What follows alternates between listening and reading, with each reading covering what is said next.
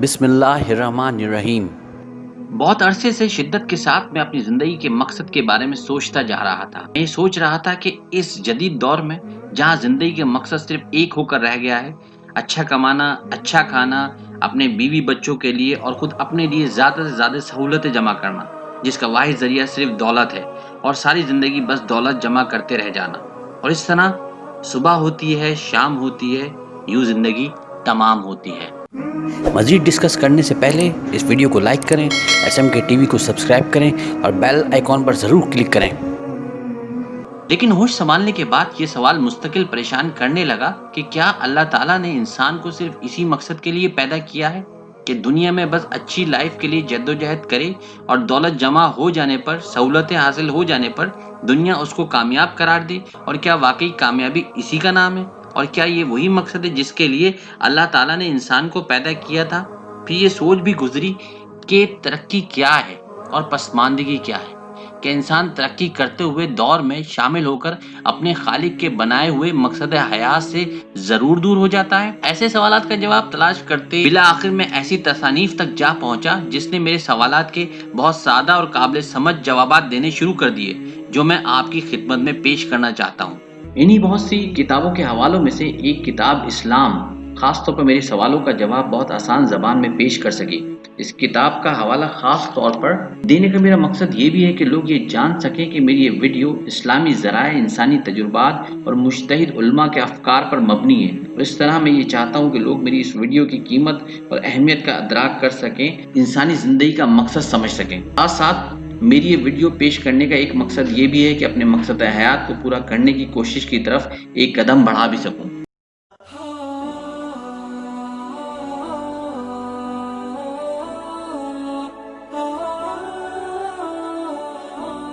اسلام شیخ علی Tantawi کی مشہور تصنیف تعریف عام بدین اسلام کا اردو ترجمہ ہے، جس کے مترجم جناب سید شبیر احمد ہیں۔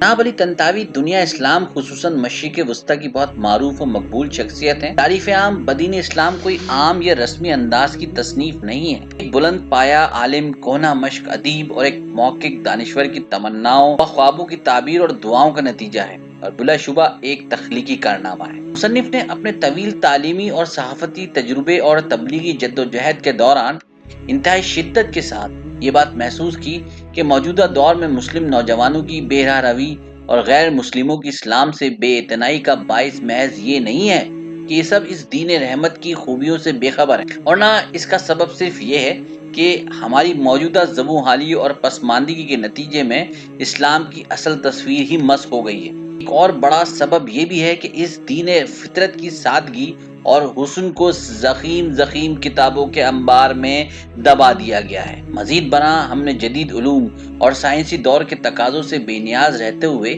اس دین کے رخ روشن کو منقولات اور قدیم فلسفہ و کلام کے دبیج پردوں میں اس طرح چھپا دیا ہے کہ ایک عام آدمی کے لیے اس کی اصل شکل و صورت دیکھنا مشکل ہو گئی ہے۔ فاضل مصنف نے اس کا حل یہ تلاش کیا کہ ایک ایسی کتاب مرتب ہونی چاہیے جس میں موجودہ دور کے تقاضوں کو ملحوظ رکھتے ہوئے آسان اور سادہ زبان میں مکمل اسلام پیش کیا جائے، تاکہ ایک عام آدمی صرف ایک ہی کتاب پڑھ کر کم سے کم وقت میں اسلام کے بنیادی امور اور ضروریات دین سے واقف ہو کر اسلام کے مطابق زندگی بسر کرنے کے قابل ہو سکے۔ اس کی افادیت کتنی ہے اور کیا واقعی یہ کوئی تخلیقی کارنامہ ہے؟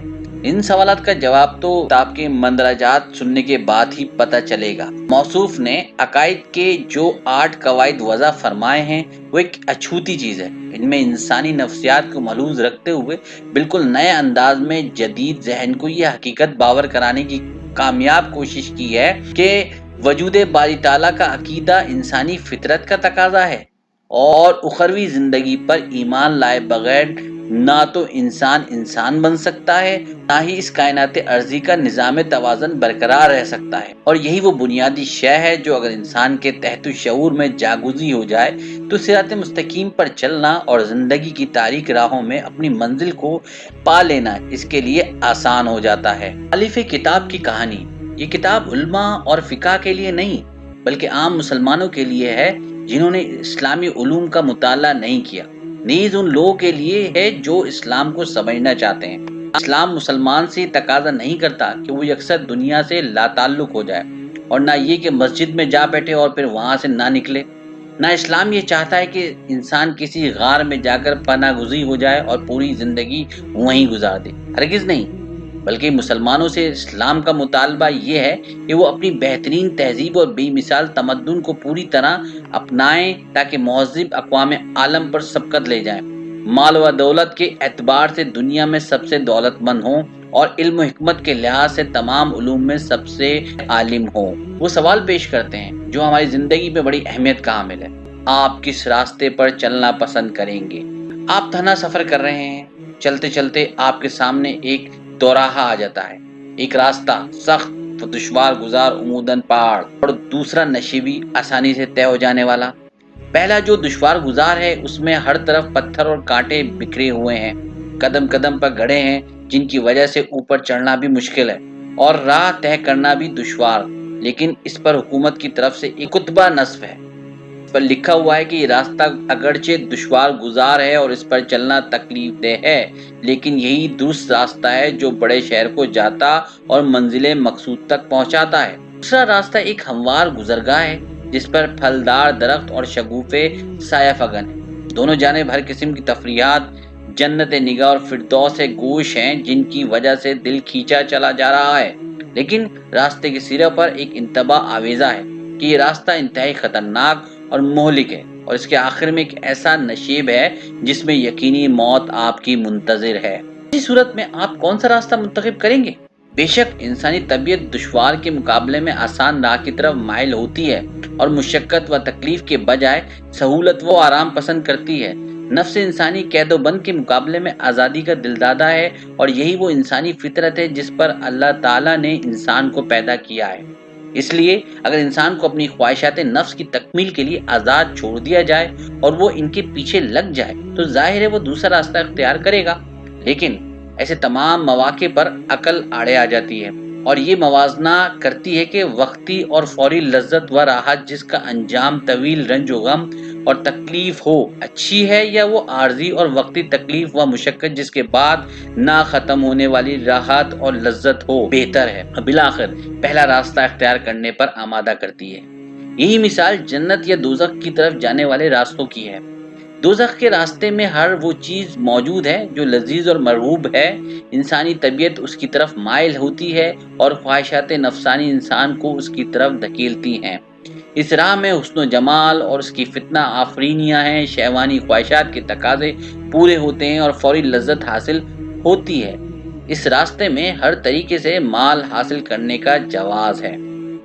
اس میں ہر قسم کی آزادی اور آوارگی کی سہولت ہے، اور کون ہے جو آزادی کو پسند نہیں کرتا اور پابندی سے بیزار نہیں؟ اس کے برعکس جنت کے راستے میں ہر طرح کی مشقت اور دقت ہے، پابندیاں اور رکاوٹیں ہیں، نفس سے جنگ کرنا اور خواہشات سے کنارہ کش ہونا پڑتا ہے، لیکن اس وقتی مشقت کا صلہ جو اس راہ میں برداشت کرنا ہی ہے، آخرت میں دائمی لذت اور ابدی رحمت کی صورت میں ملتا ہے۔ اور جہنم کے راستے کی عارضی لذتوں کا ثمرہ دوزخ کا نہ ختم ہونے والا عذاب ہے۔ اس کی مثال بینہ اس طالب علم کی سی ہے جو امتحان کے دنوں میں رات کے وقت جبکہ گھر کے باقی تمام افراد ٹی وی کے سامنے بیٹھے دلچسپ پروگراموں سے لطف اندوز ہو رہے ہوں، سب سے الگ تھلگ اپنی کتابوں اور کاپیوں میں غرق محنت کی مشقت برداشت کر رہا ہوتا ہے کہ اس کا نتیجہ کامیابی کی راحت کی صورت میں برآمد ہو، یا جس طرح ایک مریض چند دن اچھے اور مزیدار کھانوں سے پرہیز کی زحمت برداشت کرتا ہے اور انجام کار اسے صحت کی نعمت حاصل ہوتی ہے۔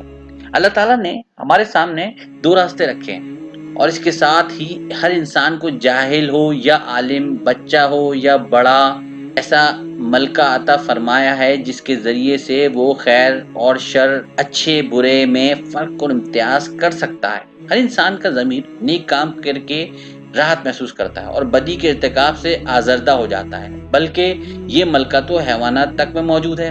دیکھا ہوگا کہ جب کسی بلی کو آپ اپنی خوشی سے گوشت کا ٹکڑا دیتے ہیں تو بڑے اطمینان سے آپ کے سامنے ہی کھانے لگتی ہے، لیکن اگر یہی ٹکڑا اس نے چھین کر یا چرا لیا ہو تو اسے لے کر کہیں دور بھاگ جاتی ہے اور بڑی تیزی سے کھانے کی کوشش کرتی ہے، اور آپ کی طرف دیکھتی بھی جائے گی کہ آپ کا رد عمل کیا ہے، اور کہیں آپ اس تک پہنچ کر یہ ٹکڑا اس سے چھین نہ لیں۔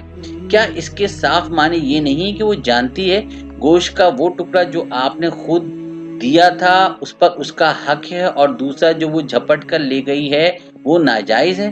اس بات کی واضح دلیل نہیں کہ ایک بلی بھی حق و باطل اور حلال و حرام میں فرق محسوس کرتی ہے؟ اس طرح کتا جب کوئی اچھا کام کرتا ہے تو اپنے مالک کے قریب آ کر اس کا جسم چھوتا اور پیر چاٹتا ہے، گویا اس سے اپنے کام کا صلہ مانگ رہا ہے، اور جب کوئی غلطی کر گزرتا ہے تو مالک کے قریب بھی نہیں آتا بلکہ دور کھڑا دم ہلاتا رہتا ہے، گویا غلطی پر معذرت خواہ ہے یا سزا کا منتظر۔ ارشاد باری تعالیٰ ہے، کیا نیکی اور بدی کے دونوں نمایاں راستے ہم نے انسان کو نہیں دکھا دیے؟ سورہ البلد۔ اسی طرح ارشاد ہے، اللہ تعالیٰ نے جنت کے راستے پر اپنے داعی اور نقیب کھڑے کر رکھے ہیں جو اس طرف بلاتے ہیں اور اس راہ میں رہنمائی کرتے ہیں۔ اسی طرح دوزخ کے راستے کے داعی اور نقیب شیاطین ہیں جو جہنم کی طرف بلاتے ہیں اور اس کی ترغیب دیتے ہیں۔ نیز اللہ تعالیٰ نے علماء اکرام کو انبیاء علیہ السلام کا وارث بنایا ہے۔ یہ لوگ انبیاء سے وراثت میں مال و دولت نہیں لیتے بلکہ ان کی میراث علم اور دعوت الی الحق ہے۔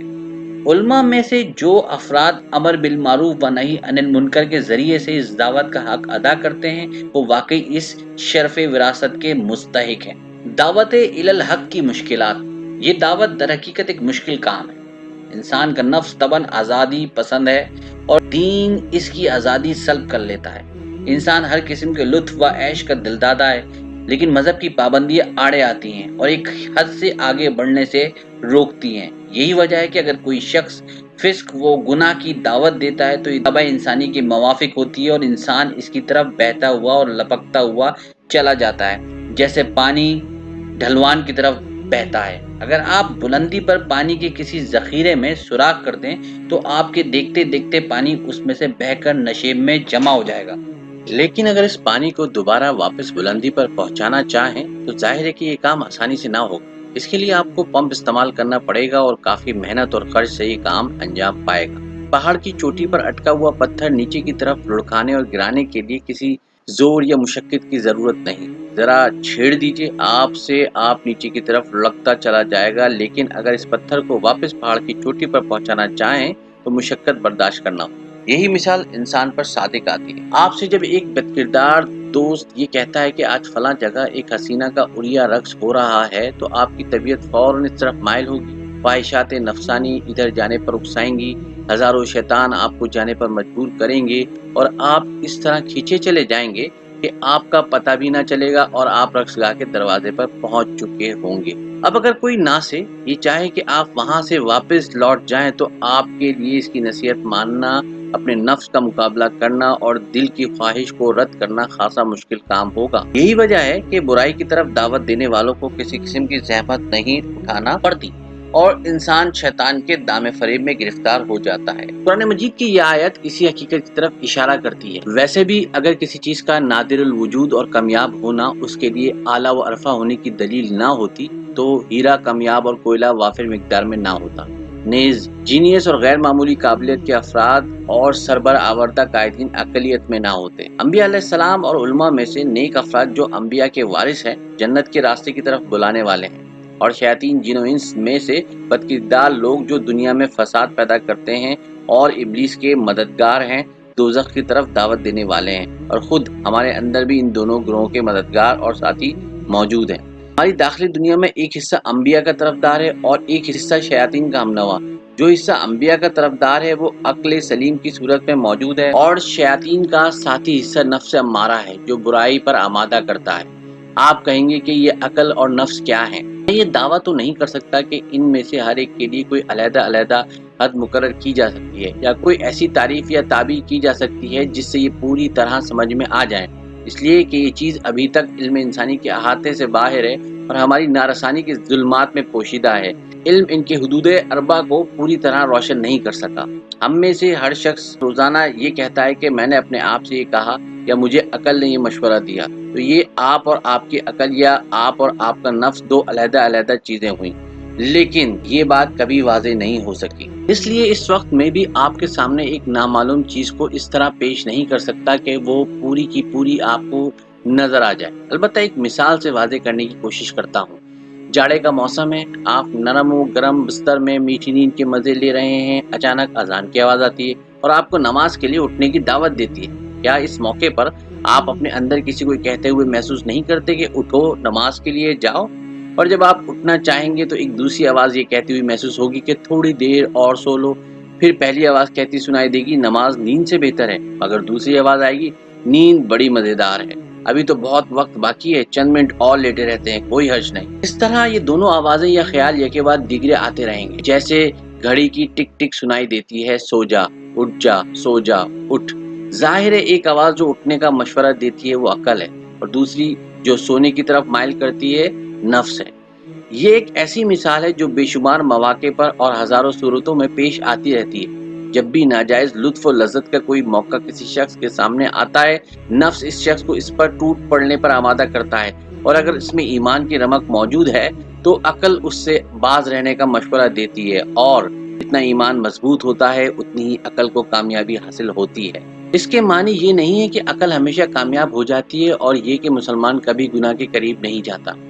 اسلام ایک حقیقت پسند اور فطری دین ہے، اور یہ ایک حقیقت ہے کہ اللہ تعالیٰ نے ایک مخلوق تو محض اپنی عبادت اور اطاعت کے لیے پیدا فرمائی ہے، اور وہ فرشتے ہیں۔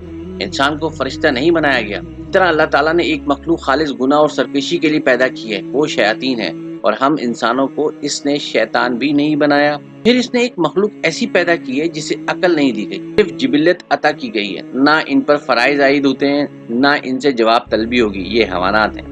ہم انسانوں کو اس نے حیوان مطلق بھی نہیں بنایا۔ پھر ہم کیا ہیں؟ یہ انسان کیا ہے؟ انسان ایک ایسی تخلیق ہے جو ان سب سے ممتاز و منفرد ہے۔ اس میں کسی حد تک ملائکہ کے اوصاف ہے اور کسی حد تک شیاطین کی شیطانیت ہے۔ اس طرح حیوانوں کی حیوانیت اور وحشت کا بھی کچھ حصہ اس کے مرکب میں شامل ہے۔ اگر انسان عبادت و ریاضت میں مشغول رہے اور خشوع و خضوع سے اپنے رب کے ساتھ لو لگا لے، اور اس کا دل نفسانی غلاظتوں سے اتنا پاک ہو جائے کہ اس میں حسن مطلق کا جلوہ منعکس ہونے لگے اور ایمان کی مٹھاس چکھ لے، تو ایسی حالت میں اس پر ملکی صفات غالب آ جاتی ہیں اور فرشتوں سے مشابہ ہو جاتا ہے، جن کی خصوصیت یہ ہے کہ وہ کبھی اپنے رب کی نافرمانی نہیں کرتے اور جو حکم دیا جاتا ہے بجا لاتے ہیں۔ اگر انسان کی شہوت نفسانی میں ہیجان آ جائے اور اس پر جنسی جذبات کا غلبہ ہو، جس کی وجہ سے خون کھولنے لگے، رگوں میں پارا دوڑنے لگے اور ذہن میں آرزوؤں اور خواہشات کا طوفان امنڈ آئے، تو یہ ہر حرام کام کرنے پر راغب ہو جائے گا۔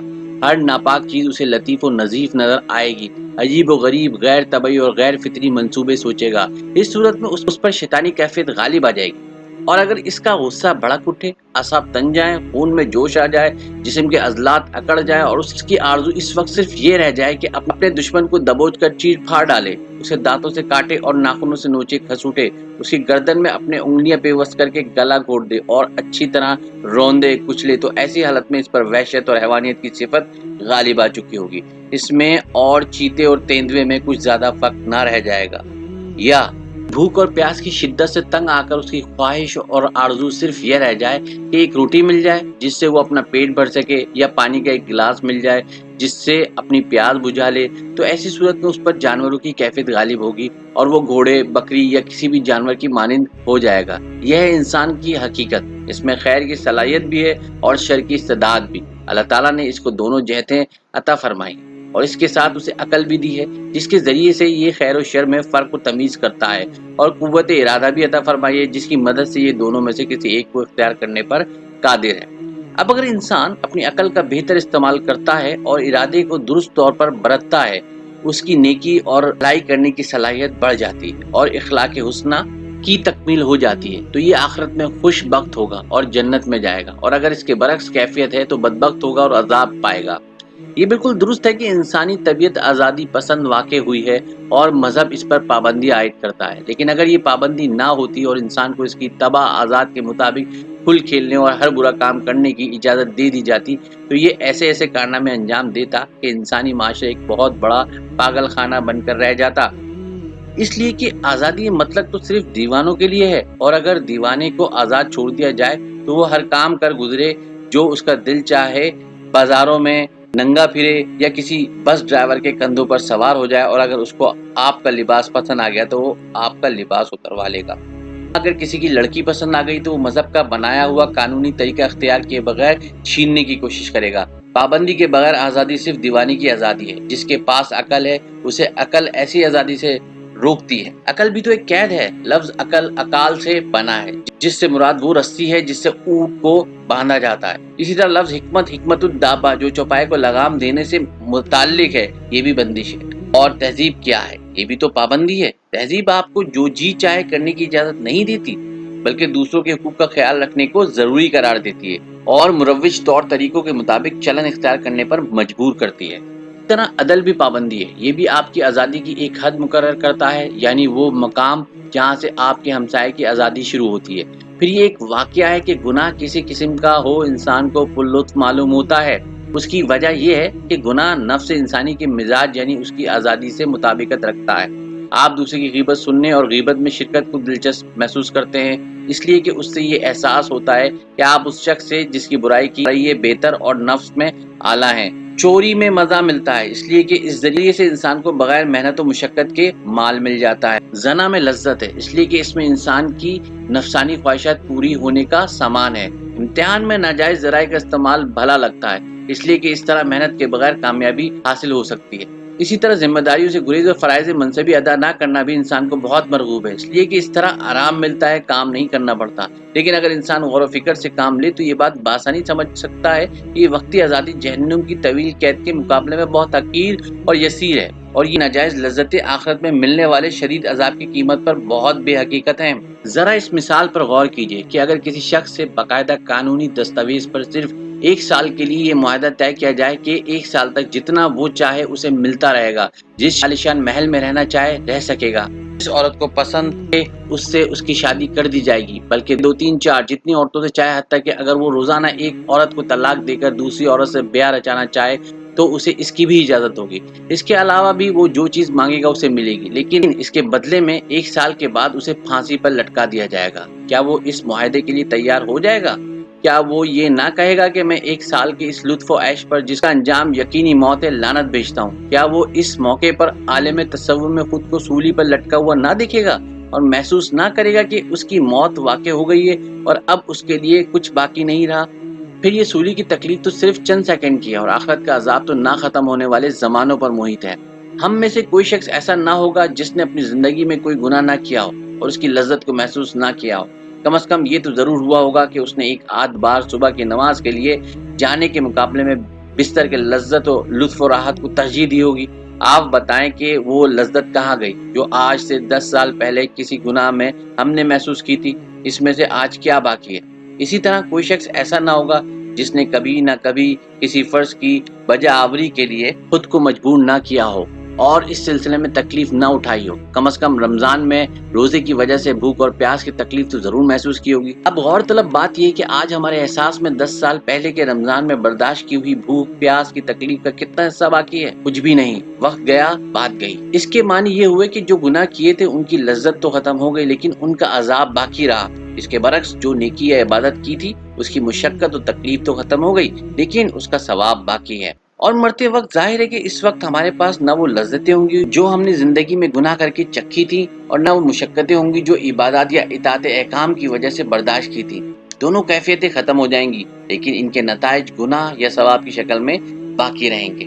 ہر ایماندار شخص چاہتا ہے کہ توبہ کر کے اللہ سے لو لگا لے، لیکن اکثر وہ اس کام کو ٹالتا اور کل پر ڈالتا رہتا ہے۔ میں خود یہ سوچا کرتا تھا کہ جب حج کروں گا تو سارے گناہوں سے توبہ کر لوں گا اور اللہ کی طرف دھیان رکھوں گا۔ پھر میں نے دیکھا کہ میں نے حج بھی کر لیا ہے لیکن خود سے کیا ہوا توبہ کا وعدہ پورا نہ کر سکا۔ بعد میں دل کو یہ کہہ کر تسلی دیتا رہا کہ جب 40 سال کا ہو جاؤں گا تو ہر برائی سے توبہ کر لوں گا۔ پھر 40 سال کا ہو گیا لیکن وہی حال رہا، توبہ نہ کر سکا۔ پھر میری عمر 60 سال سے بھی زیادہ ہو گئی لیکن حالت وہی رہی، توبہ نصیب نہ ہوئی۔ یہاں تک کہ اب بوڑھا ہو گیا ہوں مگر توبہ کی توفیق ابھی بھی میسر نہیں آئی۔ اس کا مطلب یہ نہیں ہے کہ میں بدکار ہوں اور حرام اور فحش کام کرتا ہوں، الحمدللہ ایسی بات نہیں ہے، بلکہ میرا یہ مقصد ہے کہ انسان اپنے نیک بن جانے کی خواہش اور آرزو تو رکھتا ہے لیکن ٹالتا رہتا ہے اور اس انداز میں سوچتا ہے کہ موت میں ابھی بہت مہلت باقی ہے اور کافی عمر پڑی ہے، پھر دیکھا جائے گا۔ میں نے خود 2 مرتبہ موت کو بہت قریب سے دیکھا ہے۔ اس وقت مجھے شدید احساس ہوا کہ میں نے اپنی زندگی میں وقت سے کوئی فائدہ نہیں اٹھایا اور زندگی کے ان لمحات پر جو اطاعت و عبادت کے بغیر گزرے سخت ندامت محسوس ہوئی۔ واللہ یہ ایک حقیقت ہے جو میں بیان کر رہا ہوں۔ میں موت کے منہ سے بچ گیا تو چند دنوں تک یہ کیفیت برقرار رہی اور میں نیک اور ٹھیک رہا۔ اس کے بعد پھر زندگی کی فریب کاریوں میں کھو گیا اور بھول گیا، یعنی موت کو بھول گیا۔ سے ہر شخص موت کو بھول جاتا ہے۔ ہم روزانہ مرنے والوں کو اپنے سامنے گزرتے ہوئے دیکھتے ہیں، مگر کبھی یہ تصور نہیں آتا کہ ایک دن ہم بھی مر جائیں گے۔ نماز جنازہ میں شریک ہوتے ہیں تب بھی دنیا کے بارے میں سوچ رہے ہوتے ہیں۔ ہر شخص کچھ اس انداز میں سوچتا ہے کہ باقی سب تو مر جائیں گے، خود نہیں مرے گا۔ حالانکہ انسان خوب جانتا ہے کہ ایک دن دنیا اس سے منہ موڑ جائے گی اور وہ یہاں سے چلا جائے گا۔ انسان کتنی ہی مدت کیوں نہ زندہ رہے، ایک نہ ایک دن اسے مرنا ہے۔ 60 سال، 70 سال، 100 سال، آخر کتنا عرصہ زندہ رہ سکتا ہے؟ پھر کیا یہ مدت ختم نہ ہوگی؟ کیا یہ بات ہم اچھی طرح نہیں جانتے کہ جو لوگ 100 سال زندہ رہے وہ بھی مر گئے؟ حضرت نوح علیہ السلام تو 950 سال تک اپنی قوم میں دعوت تبلیغ کا فریضہ انجام دیتے رہے۔ آج حضرت نوح علیہ السلام کہاں ہیں؟ کیا وہ اس دنیا میں باقی رہ گئے؟ کیا انہیں موت سے ہمکنار نہ ہونا پڑا؟ پھر جب موت اتنی اٹل ہے کہ اس سے کوئی نہیں بچ سکتا تو پھر ہم موت کے بارے میں کیوں فکر مند نہیں ہوتے اور اس کے لیے تیاری کیوں نہیں کرتے؟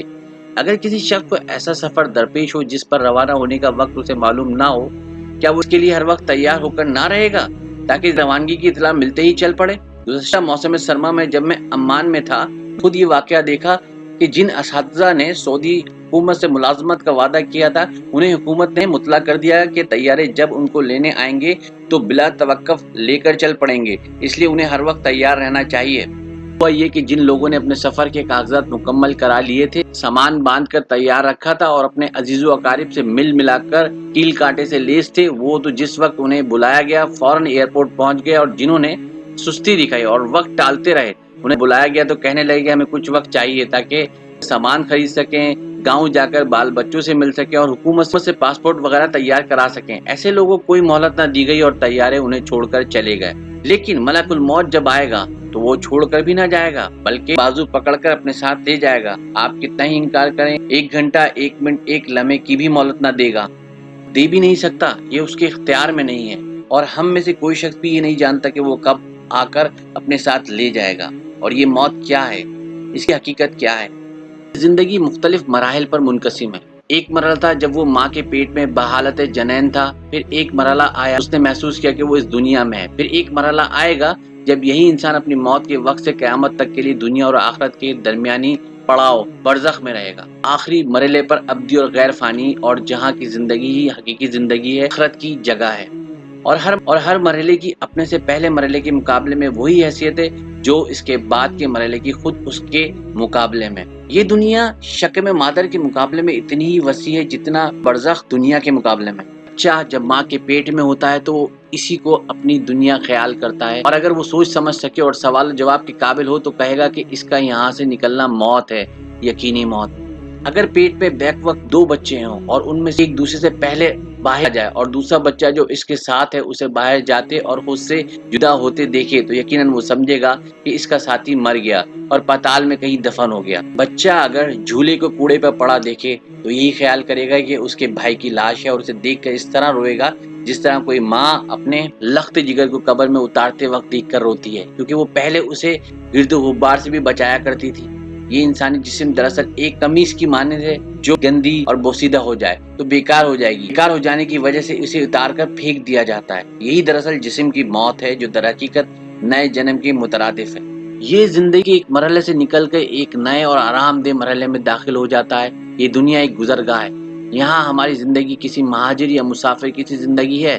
جیسے کوئی شخص امریکہ جانے کے لیے اثناء راہ میں کئی ممالک سے گزرتا ہے، یہ مسافر جہاں بھی رکتا ہے بہترین کمرے کا انتخاب کرتا ہے اور اس کی خواہش ہوتی ہے کہ اسے کمرے میں ہر طرح کا آرام ملے، لیکن یہ نہیں ہو سکتا کہ وہ اپنا سرمایہ کمرے کے نئے فرش بنوانے اور اس کی دیواروں کی آرائش اور زیبائش پر خرچ کر دے کہ اس کی جمع پونجی اس میں صرف ہو جائے اور جب امریکہ پہنچے تو کلاش ہو۔ وہ یقیناً یہ سوچے گا کہ اس کمرے میں میرا قیام زیادہ سے زیادہ چند ہفتے ہے، اس لیے اس میں قیام کے دوران جو کچھ میسر آئے اس پر قناعت کرنا اور وقت گزارنا چاہیے اور اپنا سرمایہ محفوظ رکھنا چاہیے تاکہ امریکہ جا کر جو گھر لیا جائے اس کا انتظام و انصرام بہتر طور پر کیا جا سکے، کیونکہ وہاں مجھے مستقل قیام کرنا ہے۔ دنیا اور آخرت کی مثال کو اس واقعے سے سمجھنے کی کوشش کیجیے۔ آج سے تقریباً بہت سال پہلے امریکہ نے اپنے ایٹمی تجربے کے لیے بحر الکاہل کے ایک جزیرے میں، جس میں چند سو ماہی گیروں کی بستیاں تھیں، یہ اعلان کرایا کہ جزیرے کے باشندے یہ جزیرہ خالی کر دیں اور اس کے بدلے میں انہیں جس ملک میں وہ چاہیں ایک آراستہ گھر دیا جائے گا، بشرطے کہ وہ جزیرہ خالی کرنے اور اپنا سامان وہیں سے اٹھا لے جانے کی اطلاع فلاں تاریخ تک دے دیں۔ اس مقصد کے لیے ایک تاریخ مقرر کر دی گئی تھی اور یہ بھی بتا دیا گیا تھا کہ مقررہ تاریخ کے بعد طیارے آئیں گے اور لوگوں کو نکال کر لے جائیں گے۔ اس جزیرے میں سے کچھ لوگوں نے تو جزیرہ چھوڑ دینے کا اعلان کر دیا اور مقررہ تاریخ سے پہلے اپنا سب کچھ سمیٹ لیا، اور کچھ نے سستی دکھانی شروع کر دی اور کچھ نے سستی دکھائی، جانے کے خیال کو ٹالتے رہے، یہاں تک کہ مقررہ تاریخ قریب آ گئی اور کچھ ایسے بھی تھے جنہیں اس بات پر یقین ہی نہ آیا۔ ان کا خیال تھا کہ یہ سب جھوٹ ہے، دنیا میں امریکہ نام کا کوئی ملک موجود ہی نہیں اور دنیا صرف ہمارے اس جزیرے ہی کا نام ہے، ہم اس کو چھوڑ کر ہرگز نہ جائیں گے۔ وہ یہ بات بھول گئے کہ یہ جزیرہ عنقریب تباہ ہو جائے گا اور اس کا نام و نشان مٹ جائے گا۔ پہلا گروہ مومنوں کی مانند ہے جو ہمیشہ آخرت کے بارے میں سوچتے رہتے ہیں، توبہ اور عبادت کے ذریعے اپنے رب سے ملنے کے لیے تیار رہتے ہیں۔ دوسری مثال ان مومنوں کی ہے جو کوتاہیوں اور گناہ کرتے رہتے ہیں، اور تیسرا گروہ ان مادہ پرست کافروں کی مانند ہے جو سمجھتے ہیں کہ زندگی بس یہ دنیاوی زندگی ہے، اس کے بعد کچھ نہیں، اور موت نہ ختم ہونے والی نیند ہے جس کے بعد سب کچھ فنا ہو جائے گا اور تمام مصیبتوں سے چھٹکارا مل جائے گا۔ اس کے معنی یہ ہرگز نہیں کہ اسلام مسلمان سے تقاضا کرتا ہے کہ وہ دنیا چھوڑ دے اور مسجد میں جا رہے اور پھر وہاں سے نہ نکلے۔ نہ اسلام یہ تعلیم دیتا ہے کہ انسان کسی غار میں جا بیٹھے اور پوری زندگی وہیں گزار دے، قطعاً نہیں۔ اسلام کا مطالبہ تو مسلمانوں سے یہ ہے کہ اس کی تہذیبی قدریں اتنی اعلیٰ و عرفہ ہوں کہ وہ دنیا کی سب مہذب اقوام سے آگے بڑھ جائیں اور مال و دولت کے اعتبار سے سب پر سبقت لے جائیں، اور علم کے تمام شعبوں میں اتنی ترقی کریں کہ دنیا کے تمام عالموں کو پیچھے چھوڑ دیں۔ اس کے علاوہ اسلام مسلمان کے لیے ضروری قرار دیتا ہے کہ وہ اپنے جسم کے حقوق کی نگہداشت کرے، غذا اور ورزش کے ذریعے سے اسے بہتر بنائے، نیز اپنے اہل و عیال کا حق ادا کرے، ان کا ہر طرح خیال رکھے اور ان سے اچھا برتاؤ کرے، اولاد کا حق اس طرح ادا کرے کہ اسے اعلیٰ تعلیم و تربیت دلائے، اس کے ساتھ شفقت سے پیش آئے، معاشرے کا حق اس طرح ادا کرے کہ اس میں جس خیر و صلاح کی کمی محسوس کرے اسے اپنے حسن عمل سے پورا کرے، اللہ تعالیٰ کا حق اس طرح ادا کرے کہ اسے یکتا معبود مانے اور اس کی عبادت و اطاعت کرے۔ مسلمان مال جمع کرے لیکن جائز طریقے سے، حلال اور پاک چیزوں سے لطف اندوز ہو اور دنیا میں بہترین دنیا والوں کی سی زندگی گزارے، بشرطے کہ توحید میں فرق نہ آئے اور اس کے ایمان میں شرک جلی یا خفی کی آمیزش نہ ہو پائے۔ پکا مسلمان بن کر حرام چیزوں سے بچے اور اپنے دینی فرائض و واجبات ادا کرے۔ مال و دولت اس کے پاس ہو لیکن دل و دماغ پر مسلط نہ ہو اور نہ مال و دولت پر بھروسہ کرے، بلکہ مسلمان کا اعتماد اور بھروسہ اپنے رب پر ہوتا ہے اور اسی کی رضا مسلمان کی رضا اور غایت مقصود ہوتی ہے۔ دین اسلام، اسلام کیا ہے؟ ایمان باللہ ایک ناقابل تقسیم اکائی ہے۔ اگر کوئی مسلمان 99 عقیدوں پر ایمان رکھتا ہے اور ایک عقیدے کا انکار کرتا ہے تو وہ کافر ہے۔ اللہ تعالیٰ اس کیفیت سے ہم سب کو اپنی امان میں رکھے، آمین۔ ایک مرتبہ میں نے اپنے شاگردوں سے پوچھا، اگر آپ کے پاس ایک اجنبی آ کر کہے کہ میرے پاس صرف 1 گھنٹے کی مہلت ہے اور اسی فرصت میں اسلام کو سمجھنا چاہتا ہوں، آپ اس کو 1 گھنٹے میں اسلام کس طرح سمجھائیں گے؟ وہ سب کہنے لگے یہ تو ناممکن ہے، اسلام کو سمجھنے کے لیے ضروری ہے کہ پہلے توحید کو سمجھے، تجوید سیکھے، تفسیر، حدیث، فقہ اور اصولوں کا مطالعہ کرے، پھر مختلف مسائل و مشکلات پر غور و فکر کرے، گویا کم از کم 5 سال لگائے تب اسلام کو سمجھ سکے گا۔ میں نے ان سے کہا کہ آپ بڑی عجیب بات کہہ رہے ہیں، کیا واقعہ نہیں ہے کہ ایک بدوی جناب نبی کریم صلی اللہ علیہ وسلم کی خدمت میں حاضر ہوتا اور ایک آدھ دن قیام کے بعد جب واپس جاتا تو اپنے قبیلے کے لیے معلم و رہنما اور اسلام کا مبلغ اور داعی بن کر واپس جاتا تھا؟ اس بات کا اس سے زیادہ وزنی اور قطعی ثبوت مشہور حدیث جبرائیل کے وہ کلمات طیبات ہیں جن میں حضرت صلی اللہ علیہ وسلم نے صرف 3 فکروں میں پورے دین کا لب لباب بیان فرما دیا ہے اور اسلام، ایمان اور احسان کی پوری وضاحت فرما دی ہے۔ اگر یہ سب کچھ ممکن ہے تو آج ایک شخص کو 1 گھنٹے میں اسلام کیوں نہیں سمجھایا جا سکتا؟ مسلمان کیسے بنا جاتا ہے؟ دنیا کے ہر سچے اور جھوٹے مذہب، ہر مفید اور غیر مفید جماعت اور ہر اچھی یا بری تنظیم کے لیے کچھ بنیادی اصول اور چند فکری اور اعتقادی بنیادیں ضروری ہوتی ہیں جن سے اس کے مقاصد متعین اور سمت مقرر ہوتی ہے۔ اصول اس مذہب یا جماعت کے اراکین اور ماننے والوں کے لیے دستور اساسی کی حیثیت رکھتے ہیں۔ جو شخص ان جماعتوں، مذاہب یا انجمنوں میں سے کسی کا رکن بننا چاہتا ہے وہ پہلے ان بنیادی باتوں کو دیکھتا ہے اگر یہ اسے پسند آ جائیں، ان کے درست ہونے کا یقین ہو جائے اور اس کا ذہن و فکر ان باتوں کو قبول کر لے اور اس کے شکوک و شبہات دور ہو جائیں، تو وہ اس جماعت کا ممبر بن کر اس کے اراکین و متبعین میں شمولیت اختیار کر لیتا ہے۔ اس کے بعد اس پر لازم ہو جاتا ہے کہ دستور کے مطابق تمام فرائض پورے کرے اور مقررہ چندہ ادا کرے، نیز اپنے طرز و روش سے بنیادی اصولوں پر اپنے ایمان و خلوص کا ثبوت پیش کرے اور اس کے بنیادی اصولوں کو ہر وقت یاد رکھے، ان کے خلاف کوئی کام نہ کرے، بلکہ اپنے انداز و اطوار اور قول و عمل سے اس جماعت کے مقاصد کا اعلیٰ نمونہ بن کر رہے اور اپنی زندگی سے دوسروں کو اس جماعت میں شامل ہونے کی دعوت دے۔ گویا کسی جماعت کا رکن بننے کے معنی یہ ہے کہ رکن کو اس جماعت کے نظام سے پوری واقفیت ہو، اس کے اصولوں پر یقین رکھنے، اس کے احکام کی اطاعت کرے اور اپنی زندگی ان کے مطابق بسر کرے۔ اس کا اطلاق اسلام پر بھی ہوتا ہے۔ جو شخص اسلام میں داخل ہونا چاہتا ہے، اس پر لازم ہے کہ سب سے پہلے اسلام کی بنیادی باتوں کو قبول کرے جو عقل میں آ سکتی ہیں اور ان کی پوری طرح تصدیق کرے تاکہ وہ اس کا عقیدہ بن جائے۔ ان بنیادی عقائد کا خلاصہ یہ ہے کہ یہ مادی عالمی سب کچھ نہیں اور محض یہ دنیاوی زندگی کل زندگی نہیں ہے، اس لیے کہ انسان تو اس دنیا میں پیدا ہونے سے پہلے بھی موجود تھا اور مرنے کے بعد بھی موجود رہے گا۔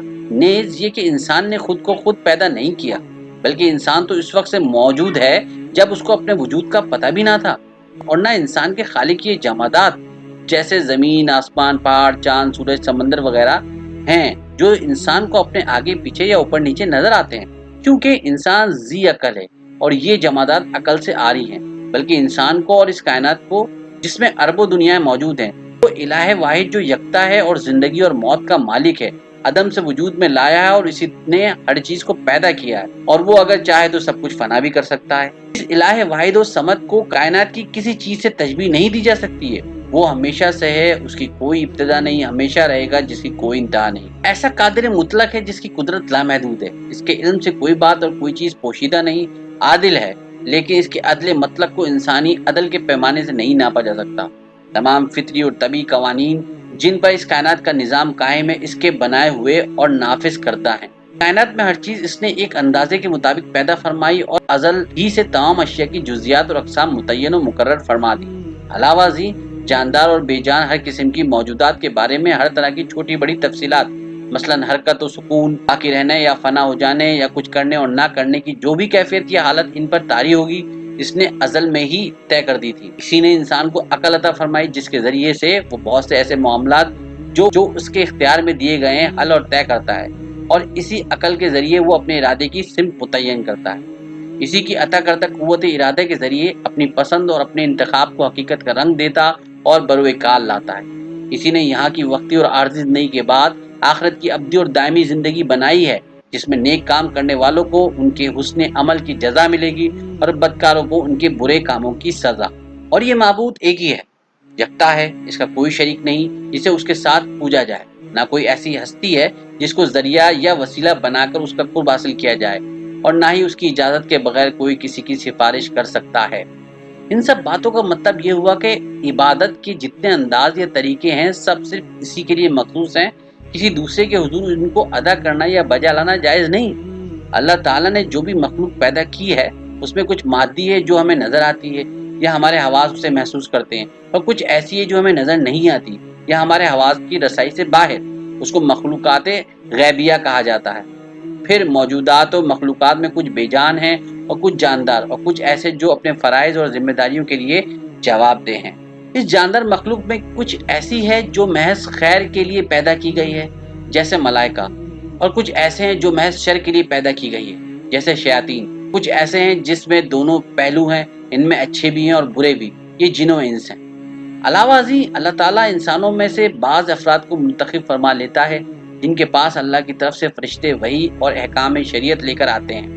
یہ منتخب افراد انبیاء و رسول اللہ صلاۃ وسلام ہیں۔ اللہ تعالیٰ کی طرف سے جو شریعت بھیجی گئی ہے وہ ان کتابوں اور صحیفوں میں موجود ہے جو آسمان میں نازل کیے گئے ہیں، لیکن ہر بعد میں آنے والی کتاب اپنے سے پہلی کتاب میں ترمیم و تنسیخ کرتی رہی ہے۔ اس سے سب سے آخری کتاب قرآن مجید ہے۔ اس سے پہلے جتنی کتابیں نازل ہوئی تھیں ان میں یا تو تحریف کی گئی یا وہ ضائع ہو گئیں یا بھلا دی گئیں۔ صرف قرآن مجید ایک ایسی کتاب ہے جو ہر لحاظ سے محفوظ اور ہر قسم کی تحریف سے پاک ہے۔ تمام انبیاء اور رسول اللہ صلی اللہ علیہ وسلم میں آخری نبی رسول اللہ صلی اللہ علیہ وآلہ وسلم ہیں جو عرب تھے اور قبیلہ قریش میں سے تھے۔ آپ صلی اللہ علیہ وسلم پر رسالت و نبوت ختم کر دی گئی، آپ صلی اللہ علیہ وسلم کے دین کے بعد اب نہ تو کوئی دین اللہ تعالیٰ کی طرف سے آئے گا اور نہ ہی کوئی نبی یا رسول آئے گا۔ قرآن مجید کا دستور اساسی ہے۔ جو شخص اس کو اللہ تعالیٰ کی کتاب تسلیم کر لیتا ہے اور اس پر پوری طرح ایمان لے آتا ہے اسے مومن کہا جائے گا۔ محض دل میں ایمان لے آنے کو صرف اللہ تعالیٰ ہی جان سکتا ہے، بندے کسی کا دل چیر کر نہیں دیکھ سکتے۔ اس لیے مسلمان بننے کے لیے ضروری ہے کہ زبان سے بھی کلمہ شہادت ادا کر کے اپنے مسلمان اور مومن ہونے کا اعلان کرے۔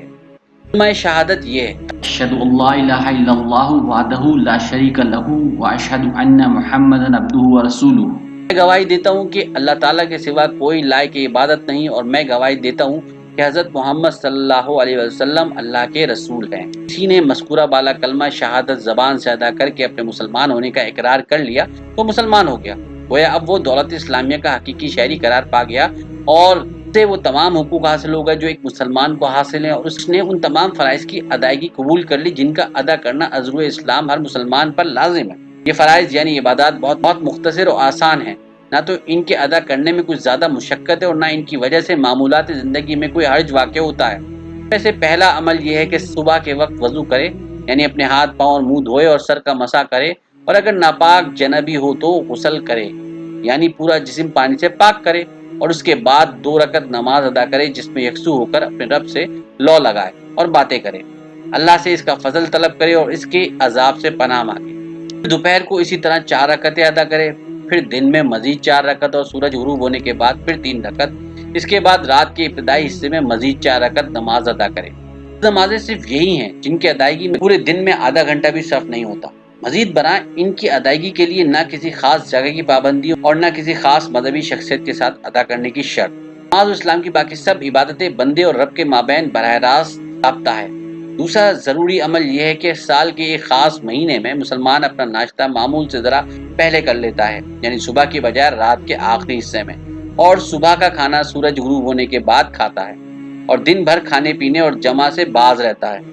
یہ مہینہ انسان کے تزکیہ نفس کا ذریعہ بھی ہے، اس میں معدے کو بھی آرام ملتا ہے، اخلاق سنورتے ہیں اور جسم تندرست ہوتا ہے۔ پھر یہ مہینہ خیر کے لیے جمع ہونے اور نیک کام اجتماعی طور پر سر انجام دینے کا مظہر اور اسلامی زندگی میں مساوات کی علامت بھی ہے۔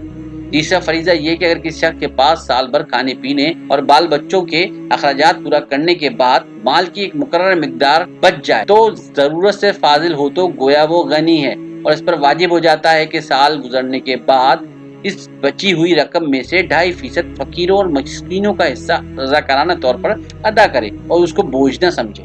یہ رقم غریبوں اور مسکینوں کے لیے معقول مدد اور اجتماعی کفالت کا ایک مستحکم ذریعہ بن جاتی ہے۔ اسلام نے معاشرے کے لیے بار بار منعقد ہونے والے اجتماعات کا انتظام بھی کیا ہے۔ ایک محلے دارانہ اجتماع ہے جو دن میں 5 مرتبہ منعقد ہوتا ہے، جیسے اسکول کے پیریڈ ہوتے ہیں۔ یہ نماز باجماعت ہے۔ اس اجتماع میں ہر رکن اپنے رب سے اس کے حضور میں کھڑے ہو کر صرف اس کی عبادت کرنے کا عہد کرتا ہے۔ علماء جاہلوں کو تعلیم دیتے ہیں اور باصلاحیت لوگ غریبوں کی حاجت روانی کرتے ہیں۔ یہ صرف 15 منٹ کے لیے منعقد ہوتا ہے، اس لیے اس کی وجہ سے کسی کارکن یا تاجر کے کام میں کوئی حرج یا خلل واقع نہیں ہوتا۔ اس کے علاوہ ایک اجتماع ہے جو پورے شہر کے باشندوں کو باہم ملنے جلنے کا موقع فراہم کرتا ہے اور سال میں 2 بار منعقد ہوتا ہے۔ یہ نماز عیدین کا اجتماع ہے، اس میں بھی 1 گھنٹے سے کم وقت صرف ہوتا ہے۔ ایک اجتماع جس کو تمام علاقوں کا سب سے بڑا اجتماع عام کہا جاتا ہے، جو سال میں 1 بار منعقد ہوتا ہے۔ ذہن و فکر کو ایک خالص ماحول میں تربیت دینے اور مخصوص جہت میں ترقی دینے کا بہترین پروگرام ہے، جس میں جسمانی محنت و مشقت کا تجربہ بھی شامل ہے۔ اسے حج کہتے ہیں۔ ہر مسلمان پر زندگی میں صرف 1 بار بشرط استطاعت اس اجتماع میں شریک ہونا فرض کیا گیا ہے۔ یہ حج کا اجتماع ہے۔ یہ ہیں کل وہ بنیادی عبادات جن کا ادا کرنا فرض قرار دیا گیا ہے۔ عبادت کا دوسرا حصہ یہ ہے کہ بعض مخصوص کام نہ کیے جائیں۔ یہ کام وہ ہیں جن کے برا ہونے اور ان کے روکنے پر دنیا کے تمام صاحب عقل لوگ متفق ہیں، مثلا کسی جواز کے بغیر انسانی قتل، دوسروں کے حقوق پر دست درازی، ہر قسم کا ظلم، ہر قسم کا نشہ جو عقل سلب کر لیتا ہے، زنا جو خاندانوں کی عزت و شرافت کا دیوالا نکال دیتا ہے اور نسل میں آمیزش کا سبب بنتا ہے، اسی طرح سود، جھوٹ، دھوکہ بازی، کھوٹ ملانا، عہد شکنی اور فوجی خدمت سے فرار۔ یہ سب ناجائز اور ممنوع کام ہیں، اور ان سے بھی بڑھ کر والدین کی نافرمانی، جھوٹی قسم، جھوٹی گواہی وغیرہ ایسے جرائم ہیں جن سے اسلام سختی سے منع کرتا ہے، اور ان کے علاوہ تمام برے کام جن کے برے اور ناروا ہونے پر عقل انسانی متفق ہیں۔ اب اگر کوئی مسلمان چند فرائض کی بجا آوری میں کوتاہی کرتا ہے یا کچھ ناجائز افعال کا ارتکاب کر گزرتا ہے، اللہ اسے معاف فرما دیتا ہے، اور اگر توبہ نہیں کرتا اور اپنی غلط روش پر قائم ہے تب بھی اسے مسلمان شمار کیا جائے گا، لیکن وہ گناہ گار ہوگا اور آخرت میں عذاب کا مستحق، مگر یہ عذاب ایک مدت کے لیے ہوگا، ابدی نہ ہوگا جو کافروں کے لیے مخصوص ہے۔ ایمان تقسیم نہیں ہو سکتا۔ اگر ایک مسلمان 99 عقیدوں پر ایمان رکھتا ہے اور ایک کا انکار کرتا ہے تو وہ کافر ہو جائے گا۔ یہ بھی ممکن ہے کہ ایک شخص بظاہر مسلمان ہو لیکن در حقیقت بے ایمان ہو، جیسے کوئی شخص کسی جماعت میں شامل ہو جاتا ہے، اس کے اجتماعات میں شرکت کرتا ہے، لیکن در حقیقت اس نے اس کے اصولوں کو دل سے تسلیم نہیں کیا ہوتا اور ان کے صحیح ہونے کا دل سے قائل نہیں ہوتا، بلکہ وہ اس جماعت میں جاسوسی کی غرض سے یا اس کے کاموں کو بگاڑنے کے لیے شامل ہوتا ہے۔ اس مسلمان کو منافق کہا جائے گا جو زبان سے تو کلمہ طیبہ پڑھتا ہے، نماز روزے کا پابند ہے، لیکن دل سے مومن نہیں۔ اس کی نجات نہ ہوگی، اگرچہ بظاہر اور دنیاوی اعتبار سے ہم اسے مسلمان ہی کہیں گے، اس لیے کہ انسان تو کسی کی ظاہری حالت ہی دیکھ سکتا ہے، دلوں کے بیچ صرف اللہ تعالیٰ ہی جانتا ہے۔ اگر ایک شخص اسلام کی فکری اور نظری بنیادوں پر پوری طرح ایمان لے آتا ہے، یعنی وجود باری تعالیٰ کی مکمل تصدیق کرتا ہے اور اس بات پر ایمان لے آتا ہے کہ اللہ تعالیٰ کی ذات ہر قسم کے شریک اور درمیانی واسطے سے پاک ہے، فرشتوں، تمام رسولوں، آسمانی کتابوں، اخروی زندگی اور تقدیر پر ایمان لے آتا ہے، زبان سے کلمہ شہادت ادا کرتا ہے، نماز پڑھتا ہے، ماہ رمضان کے روزے رکھتا ہے، اگر اس کے مال پر زکوٰۃ واجب ہو تو زکوٰۃ ادا کرتا ہے، اور بشرط استطاعت زندگی میں ایک مرتبہ حج کر لیتا ہے، جن حرام کاموں کی حرمت متفق علیہ ہے ان سے باز رہتا ہے، تو وہ مومن مسلمان ہے۔ لیکن ان ظواہر پر عمل کرنے سے یہ لازم نہیں آتا کہ وہ مومن کامل بھی ہو جائے۔ ایمان کے حقیقی فوائد اور اس کا صحیح ذائقہ اسے اس وقت حاصل ہوگا جب وہ اپنی زندگی میں ایک حقیقی مومن کا کردار اور طرز عمل اختیار کرے گا۔ جناب محمد صلی اللہ علیہ وسلم نے اس طریقے عمل کو صرف ایک جملے میں بیان فرما دیا ہے، اور یہ جملہ اپنی فصاحت و بلاغت کے اعتبار سے اتنا جامع اور وسیع المعانی ہے کہ انسانی قوت بیان اور طاقت لسانی کی حد اس پر ختم ہو جاتی ہے۔ ایک جملے میں دنیا اور آخرت کی ہر قسم کی خیر جمع کر دی گئی ہے۔ اس جملے کا مفہوم یہ ہے کہ مسلمان اپنی زندگی کے تمام پہلوؤں، کیفیتوں اور حالات میں اٹھنے بیٹھنے، خلوت و جلوت میں، سنجیدگی اور مزاح کی کیفیت میں ہر وقت یہ دھیان رکھے اور یہ بات یاد رکھے کہ اللہ تعالیٰ اسے دیکھ رہا ہے، اور جب اسے یاد ہوگا کہ اللہ تعالیٰ اسے دیکھ رہا ہے تو اس کے احکام کی خلاف ورزی نہیں کر سکے گا۔ نیز جب اسے یہ معلوم ہوگا کہ اس کا رب اس کے ساتھ ہے تو اسے کوئی خوف ہوگا نہ مایوسی، وہ کسی دوسرے کا محتاج نہ ہوگا، صرف اللہ تعالیٰ سے مانگے گا اور اسی سے دعا کرے گا۔ اس کے باوجود اگر اس سے کبھی گناہ سرزد ہو جائے، اور انسان ہونے کے ناطے ایسا ہونا لازم ہے، تو اپنے گناہ سے باز آ جائے گا اور توبہ کر لے گا، اور اللہ تعالیٰ اس کی توبہ قبول فرما لے گا۔ مفہوم و مضمون جناب نبی کریم صلی اللہ علیہ وسلم کی اس ایک فکرے میں جمع ہے جو آپ صلی اللہ علیہ وسلم نے احسان کی وضاحت کرتے ہوئے فرمایا، اپنے رب کی عبادت اس طرح کرو گویا تم اسے دیکھ رہے ہو، اس لیے کہ اگر تم اسے نہ دیکھ سکو تو وہ تم کو ضرور دیکھ رہا ہے۔ اب تک بیان ہوا ہے، یہ ہے مجمل طور پر دین اسلام، تفصیل آگے آئے گی۔ اس کتاب کا زیر نظر حصہ جو اس وقت پیش کیا جا رہا ہے عقیدے اور ایمان کے بیان پر مشتمل ہے۔ اگلے 2 حصوں میں اسلام اور احسان کی تشریح اور وضاحت پیش کی جائے گی انشاءاللہ۔